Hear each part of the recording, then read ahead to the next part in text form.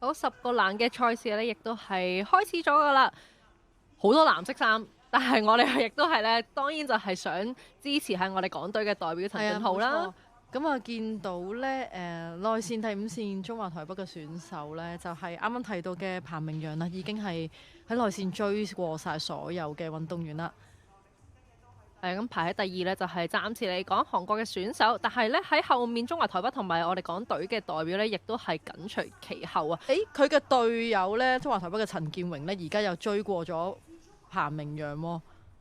哇！陳俊浩，睇下我哋第3、第4，可唔可以捱住第3位啊？係啦，最辛苦嘅一刻。好辛苦啊！見到佢哋而家有啲拉車咁嘅感覺。最尾一個欄啊，因為陳俊浩追翻上嚟啦。Very good，OK， 49秒77。咁啊，第1名呢就係嚟自中華台北嘅陳建榮啦，以49秒77衝過終點。第2名呢就係中國香港田徑隊嘅陳俊浩。第3名呢就係中華台北嘅彭明陽。咁啊，恭喜晒3位得獎嘅運動員。暫時嚟講，應該陳建榮都係做出今季最佳嘅成績。係啊，冇錯。係啊。嗱，依個情狀況咧，態都見到係咪啊？係啦，但係我會再衰啲咯，我就會真係趴咗喺度啦，係咪？係。所以佢哋仲可以企到起身，都算係咁啦。係啦。睇翻個慢鏡重播啦，去到最尾嘅2個欄嘅距離。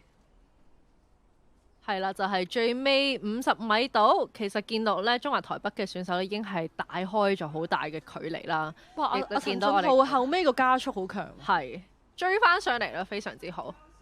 唔好意思啊，更正啊，第3名唔係彭明陽啊，第3名原來佢俾韓國嘅選手追過埋啊，係韓世賢啊。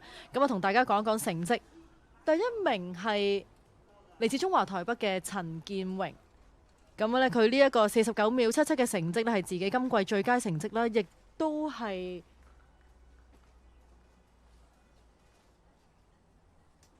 咁啊。第2名呢，就係陳俊浩，中國香港田徑隊嘅代表。咁啊，呢一個時間呢，50秒72呢，係佢今季最佳嘅成績，亦都係新嘅香港紀錄啊！恭喜晒陳俊浩。第3名係嚟自韓國嘅韓世賢，跑出咗51秒44，係今季嘅 SB。咁啊，3位選手都非常之出色啊！